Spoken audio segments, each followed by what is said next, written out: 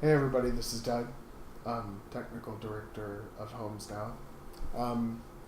We have made some progress in the last few days. We were able to get our first mini home delivered on last Thursday, um, June 15th. And uh, the home itself did not have any insulation, didn't have any flooring. It was basically just a shed, but it was an 8 by 10, 8 foot by 10 foot shed on the inside. And we, refurbished it and turned it into the equivalent of a home. Um, this was not an individual effort. This was not just me. This was the effort of multiple people in a decentralized fashion. Some of the key players in all of this are me, Doug Gustafson, Jim Peterson. Without him, this wouldn't even be a reality. Stepping Stones, another nonprofit organization that we've been working with on the Lummi Nation, this would not be able to happen without them. But long story short, we've got our first mini home built in less than 3 weeks. This is our expense report. One sec. The expenses for the first tiny home, $700 was paid for by Stepping Stones. That was a very generous contribution to get these homes started. 48 or 4280 $4,280 was donated to our GoFundMe account. $1,300 from us went to the home itself. The $700 was donated by Stepping Stones, so it totaled out to $2,000. That $2,000 allowed us to get this portable structure and put it at its final destination. Which is right next to an existing home, and we were able to rig up the electrical and everything to the existing home, and so total the basic structure was $2,000. The internal part of the structure was a little bit more than we expected. It ended up being $1,941.80. We can definitely get these costs down. We can definitely make things a lot more efficient. But this first home was a really big learning experience as far as like what types of supplies we needed and how much all these supplies cost. And there was a lot of unexpected surprises, but at the end of the day, we're going to have the tools we need. We're going to have the skill set we need. With our first home being a success, we've made connections with new people that have different skill sets, like carpentry or electrical or whatever. I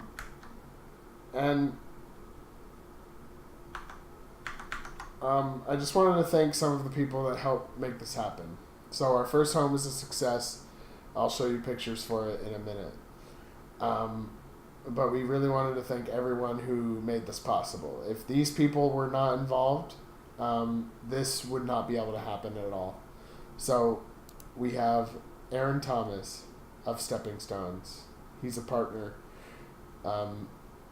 in this, and so him and other people in his organization who are also co-partners, they have been able to help us facilitate the goal of solving homelessness, especially on the Lummi Nation.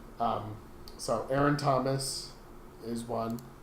Amy Glasser, she is running for Bellingham District number 2 in the upcoming election, North Bellingham. She actually linked us up with HomesNOW with Stepping Stones, and so Jim Peterson is the one who started HomesNOW. He is the mastermind behind this operation, but he was apprehensive at first to approach Nicholas D. Lewis because Nicholas is on the tribal council on the Lemmy Nation. So Jim thought he would be like a standard politician that wouldn't care, that wouldn't focus on the issues that mattered.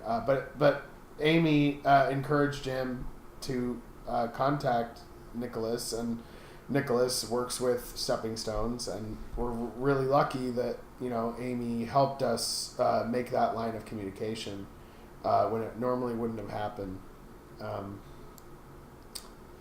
Carol Peterson, thank you for doing the accounting and bookkeeping for HomesNOW.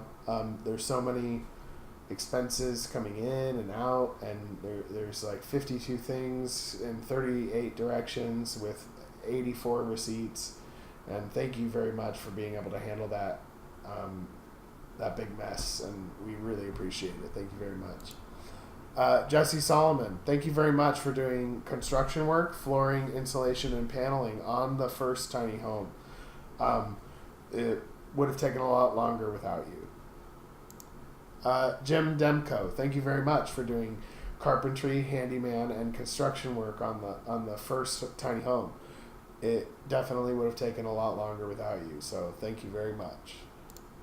Jim Peterson, he is the president of HomesNOW, mastermind of this program, and he was formerly homeless. So this program, the reason why this program is important is that we have the goal of solving homelessness. We don't want to just maintain make the problem a little bit better and make a lot of money in the process or anything like that. We want to solve homelessness, and if we solve homelessness, then we will go out of business. And going out of business is our goal. Not because we didn't get enough activity or enough support. We want to go out of business because we solved the problem, because we solved the problem of homelessness. So Jim has a lot of legitimacy because he used to be homeless and he's no longer homeless, and he was homeless for a long time and then got out of homelessness. So if HomesNOW has any success, it's because Jim has actually designed this program on the HomesNOW side. That he is formerly homeless. He's been through the system.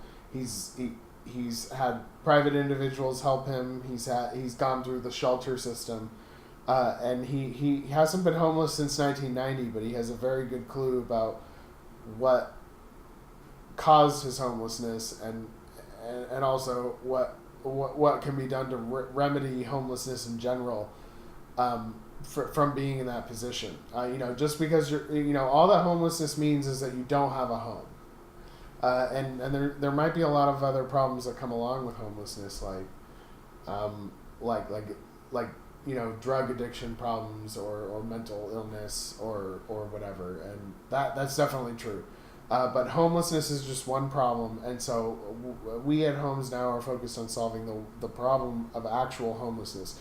We will not offer a home to somebody who doesn't have the support services that they need. So if somebody has issues with drug treatment or drug addiction or mental illness, they need those services if this is going to be successful. We're starting off with the Lemmy Nation because Nicholas D. Lewis and Aaron have been very helpful with their organization. Stepping Stones have been very helpful with facilitating this and getting it started. So in terms of land for us to build these homes on, and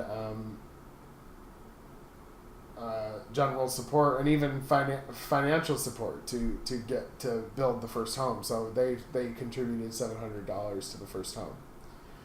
And this wouldn't have happened without Jim Peterson. I can help in a lot of ways. I can enhance it as an IT professional, but without Jim, this wouldn't be a reality at all. And so, everybody's doing their part. There's no figurehead here. There's no leader in this organization. It's just that, every single person in this partnership has provided a different piece of the puzzle that has allowed it to be a success and to allow us to get results quicker than we would normally get them. So I just wanted to give a special thanks to Jim Peterson. Without him, this wouldn't even happen at all. So he's the president of HomesNOW. Wanted to give a special shout out to Karen Price. She helped get all the supplies, or many of the supplies that we needed. So like curtains, or even like food. Everybody's like hanging around, like, let's get some pizzas. She was always running back and forth, getting what we needed. She, kept the trains running on time. She made shit happen. So thank you, Karen. We appreciate your help. Also, thank you to Nathan Seams. Nathan used to be homeless. He's not homeless anymore. And he helped us out with this tiny home or mini home, and helped us with construction, handyman work, carpentry, general stuff. We wanted to give a shout out to Nicholas D. Lewis, Stepping Stones. He has been very helpful in working with us in a partnership to help solve homelessness. After we help resolve the situation with homelessness on the Lummi Nation, we plan to expand further into Bellingham and the rest of Whatcom County. And he's been a big help in helping to make that happen. We'd like to thank Raphael Sampson. He helped with construction, carpentry, and handyman skills while we were getting the first house done. Again, like, every single person in this contributed a little bit, and it added up to a success that we actually got our first structure done. We'd like to thank Rob Stratton. He also works in construction. He builds homes, carpentry by trade. He helped us on the last day getting the side panels up for the ceiling and building the stairs. And so thank you, Rob. We really appreciate your help. Scott Thompson helped us out with electrical. He wired up all the electrical for this first tiny home, and we wouldn't have been able to do it without you, Scott. Thank you very much. We appreciate your work on the electrical to make this happen. It seems like after it's all said and done that the electrical's working just fine, and that everything you did was a really good job. Thank you very much. We delivered our first home on Thursday, last Thursday, which was, June 15th. You can see the home getting unloaded from, a basic trailer. It starts off, something similar to a shed. It has a window on it. Our next few structures are going to be more detailed, because this structure, because it takes a couple of weeks to build these, and we can build these ourselves if we want. If we have the skills and we have the people to do it, we can build these ourselves and save a lot of money. But the reason why we bought the basic structure is so that we could get it implemented in a shorter period of time versus if we built it ourselves. And in the process, we can learn a lot about how to build it, or what parts of it we need to do ourselves versus what we can get prefabricated, or whether we prefabricate the entire structure ourselves and just put up all 4 walls in a day. We're trying to figure that out, but basically over time we expect the structures to get cheaper. We expect what we're able to accomplish to cost less money over time, and make the standards of living in these homes higher and higher. So this is a short video of the structure being unloaded and set up in its final destination. This is from a few days ago.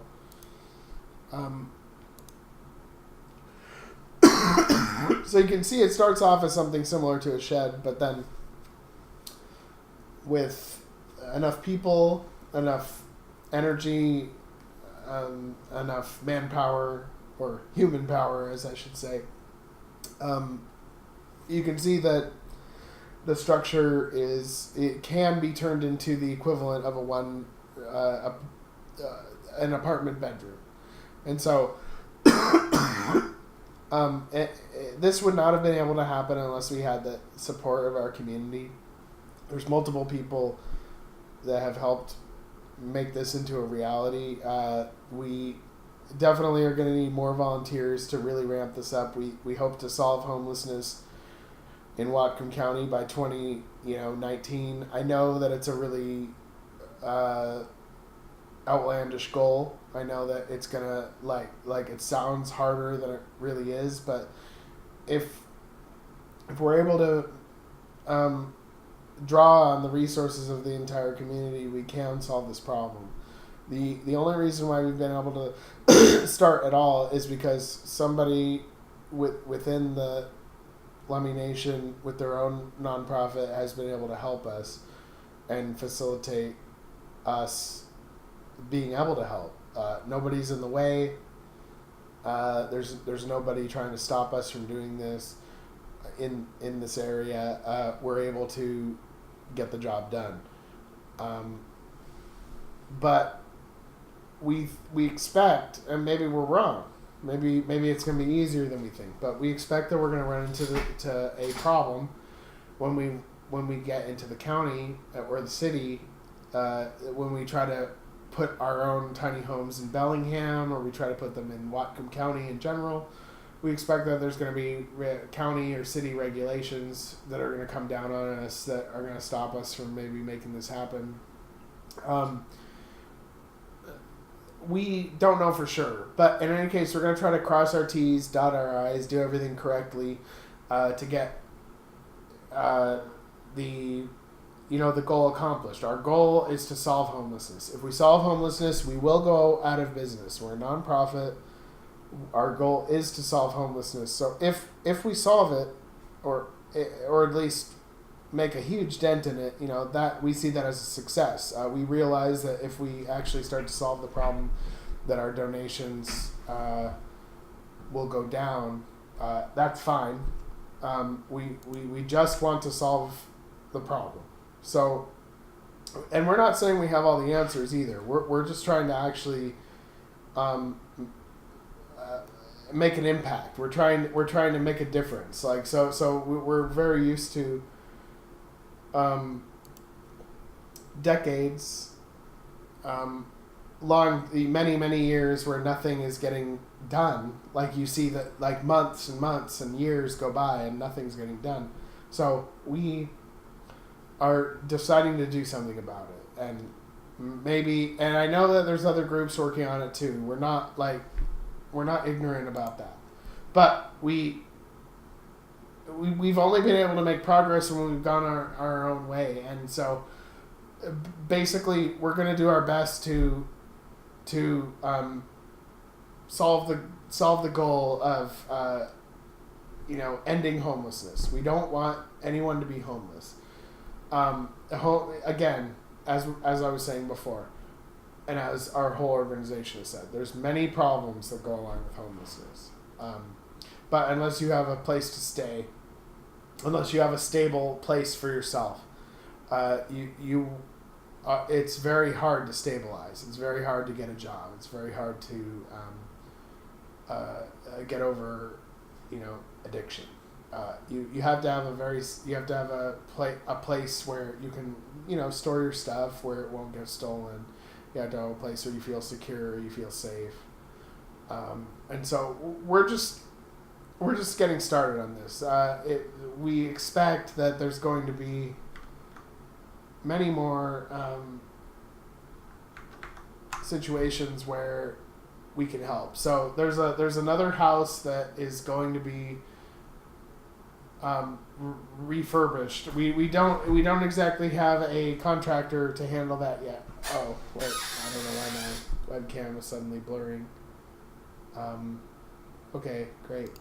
But in any case, here's some pictures of the first house. We can see that just when everything's starting out, we're just putting in the insulation. We were putting on the wood paneling. We have Jesse working on this section of it, of the insulation and the paneling. We have a barbecue going. This was Saturday. We have paneling going up on the roofing. Lights. That's me. I'm putting insulation in certain parts of the building. I don't know. I don't remember this, but I was there. Windowsill, molding around the window, make it look like a nice home. We also put molding on all of the creases to make it look more professional as well. This is the floor. It looks kind of like hardwood, but it's not. It's vinyl flooring, and it's very tough. But it feels kind of like rubber, but like it kind of has a hardwood look. Jesse is getting the molding going and finishing that up.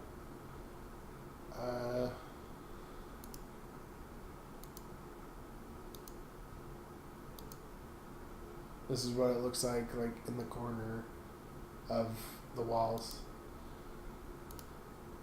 These were steps that were put up for the first home.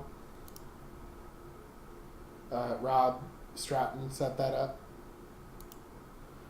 This is kind of what it looks like when, this futon was in there, the rug and the light. This was in there the night before all the molding was done and everything. So this is even at an earlier stage. This is like the day before, but basically this is what the finished product looks like.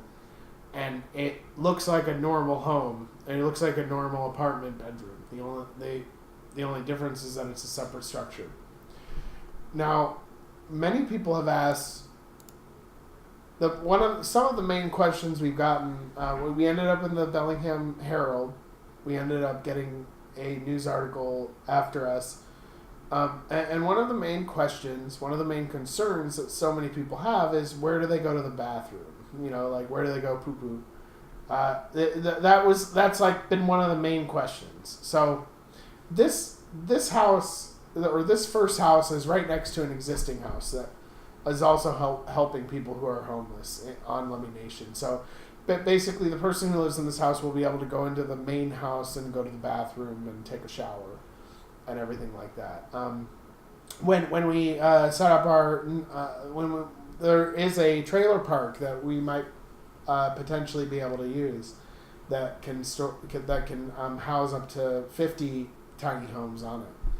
And what we would do with something like that, it already has electrical and sewer rigged up. And what we would do with a situation like that is we would set up 4 home pods where you have 4 tiny homes, similar to what we just talked about. And there would be a separate structure which would be a little bit larger. That would be, one would be for common area, like refrigerator, dining room table, where people could gather and talk and cook food and stuff. And then another structure, which would be larger than the tiny home, would be for bathrooms and shower. And you might have like 1 or 2 of these structures for every 4 or 8, tiny homes. And so that's our ultimate goal. The first few of these, though, are going to be in the yards of existing homes that are tackling the problem. So basically, we are constantly looking for donations. The more donations we get, the faster that we can get these tiny homes built. And our goal in Whatcom County is to solve, and beyond, once we solve homelessness in Whatcom County, we want to help spread it across the entire country. And if it's useful, spread it, for past our country. So if basically our minimum standard is that a house has to be, or a tiny home has to be the size of a bedroom, a normal house bedroom. And the standard of living has to be the same as at least a 1-bedroom apartment. And so That's our minimum standard.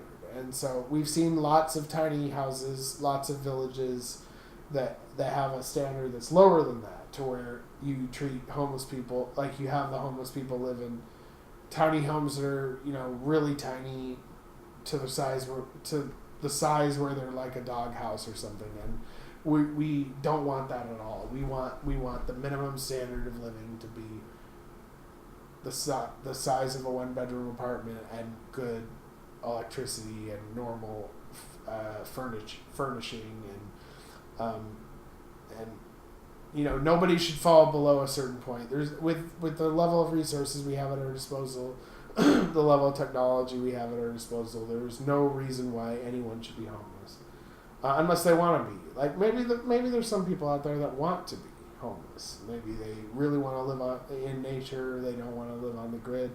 Like, I get that, but you got to wonder why the homeless rate, for people in the United States goes up over time, and it's not like people have inherently changed, in recent years or recent decades. Like, people are people. We've been the same for a while. So why does the rate of homelessness go up? And I think it's because of policies which help to perpetuate homelessness.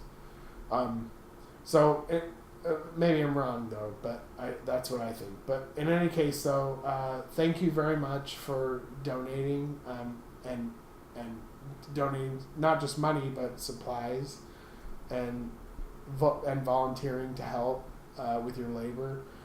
Without you, we mentioned specific people in our special thanks, but I'm sure that there's people that we've forgotten to mention. And if we forgot to mention you, we're really sorry. You will be mentioned in future videos. We hope to see you again. Thank you very much. This is our second progress report. There's going to be a lot more to come. And thank you.